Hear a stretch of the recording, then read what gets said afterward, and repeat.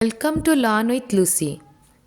आज हम लोग क्लास 12 का फिजिक्स का न्यूक्लियाई चैप्टर से एक प्रॉब्लम लेंगे। फिजन के ऊपर है, न्यूक्लियर फिजन के ऊपर है। ठीक है, क्वेश्चन दिया गया है ये 1000 मेगावोल्ट फिजन रिएक्टर, एक फिजन रिएक्टर हो रहा है जिसमें कि पावर निकल रहा है 1000 मेगावाट का। ठीक है, 1000 मेगावाट का fission reactor consume half of its fuel in 5 year. 5 year में वो कितना कंज्यूम कर रहा है ना, half of the fuel consume कर रहा है। ठीक है, पूछा गया है हाउ मच यूरानियम 92 टू 35, मतलब ये क्या है, एटॉमिक नंबर है और ये क्या है, मास है। ठीक है, डिड इट कंटेन इनिशियली वो कितना यूरेनियम कंटेन करेगा। ठीक है, और कितना अमाउंट ऑफ यूरेनियम कंटेन करेगा, मतलब कितना मास, उसका मास कितना रहेगा, कितना केजी का होगा। ठीक है, assume that the reactor operate then. अभी क्वेश्चन में थोड़ा ट्विस्ट आ गया है, क्या है ना, दिया गया है the reactor operates 80% of the time. अभी अगर हम लोग रिएक्टर को 80% टाइम का 80% अगर हम लोग ऑपरेट करेंगे, that all the energy generated arises from the fission, और जो जितना भी एनर्जी जनरेट होगा वो सिर्फ फिजन से ही आएगा, मतलब यूरेनियम का फिजन से आएगा। And that this nuclide is consumed only by the fission process, और ये जो न्यूक्लाइड है वो क्या होगा ना, फिजन प्रोसेस में ही कंज्यूम होगा। तो इसमें टोटल हमारा मास, यूरेनियम का मास टोटल कितना लगेगा, और इनिशियली हमें यूरेनियम कितने मास का चाहिए, यही पूछा गया है। ठीक है, अभी करते हैं। तो पावर ऑफ रिएक्टर का पावर कितना है, रिएक्टर का पावर है 1000 मेगावाट। तो जब एक फ्यूज़न होता है तो उसमें जो एनर्जी जनरेट होता है वो कितना होता है, 200 मेगा इलेक्ट्रोवोल्ट जनरेट होता है।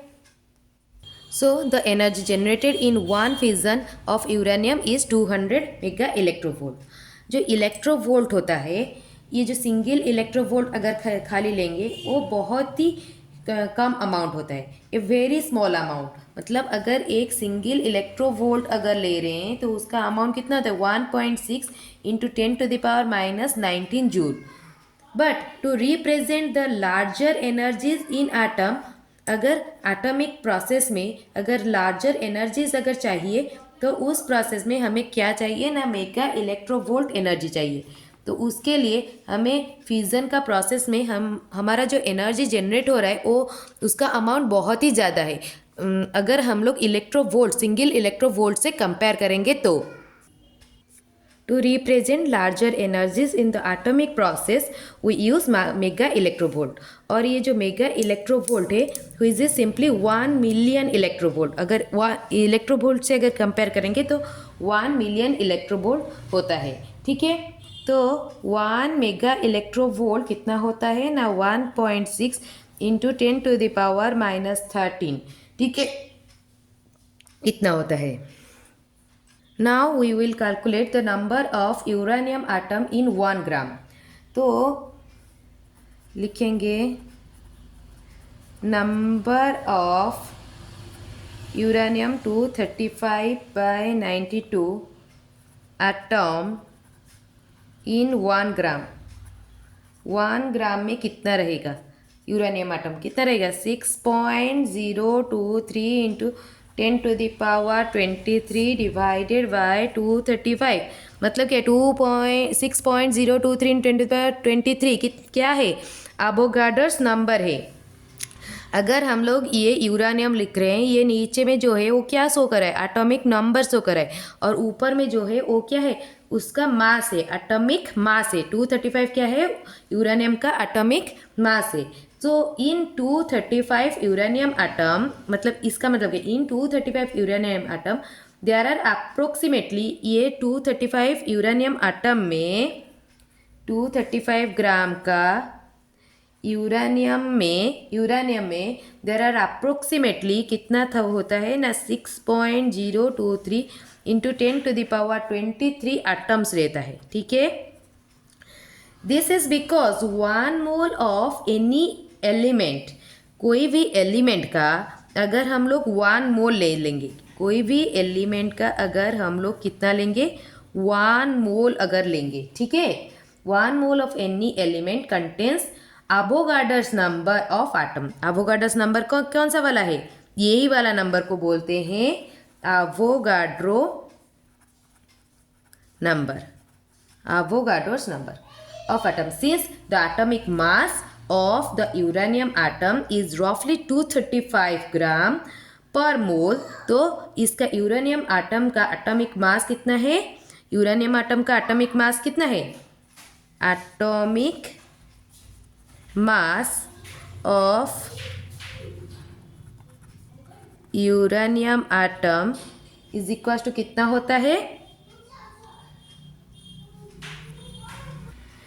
Atomic mass of uranium atom होता है 235 ग्राम पर मोल, ठीक है। इसीलिए अगर मतलब ये क्या है ना, 235 ग्राम के लिए हमारा कितना हो रहा है ना, एटॉमिक नंबर कितना, एटम्स कितना रह रहा है 6.023 इंटू 10⁻23, तो 1 ग्राम के लिए कितना रहेगा 6.023 इंटू 10⁻23 डिवाइडेड बाई 235।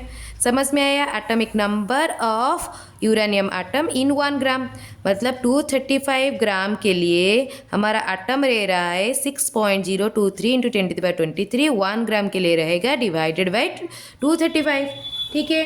अभी निकालेंगे एनर्जी जनरेटेड, तो 1 ग्राम में एनर्जी कितना जनरेट हो रहा है, 1 ग्राम में एनर्जी कितना जनरेट हो रहा है, एनर्जी जनरेटेड पर ग्राम ऑफ यूरेनियम, तो ये पर ग्राम यूरेनियम के लिए कितना एनर्जी जनरेट होगा, तो जितना उसका नंबर 1 ग्राम में जितना एटम रहता है into energy generated in 1 fusion, 1 fusion में जितना एनर्जी जनरेट होगा, तो क्या होगा ना, number of atoms in 1 gram, 1 gram uranium में जितना एटम रहेगा into energy generated in 1 fusion, energy generated in 1 fusion, ठीक है।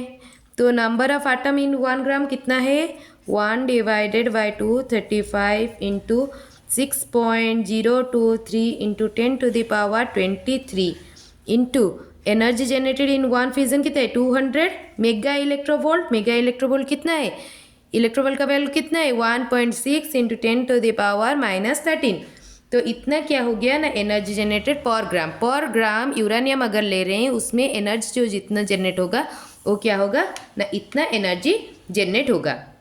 अभी निकालेंगे total energy generated in 5 year, तो हमारा पूछा गया है ना 5 ईयर में वो कितना एनर्जी जनरेट करता है, ठीक है, और ऊपर से कितना दिया गया है ना 80% ऑफ टाइम, 80% ऑफ टाइम में कितना 5 ईयर में वो टोटल 1000 मेगावाट का एनर्जी जनरेट कर रहा है, तो अगर 5 ईयर में इतना कर रहा है तो 80% ऑफ टाइम में वो कितना करेगा, अगर टाइम को हम लोग 80% ले लेंगे, तो अभी टाइम को 80% लेंगे, ठीक है।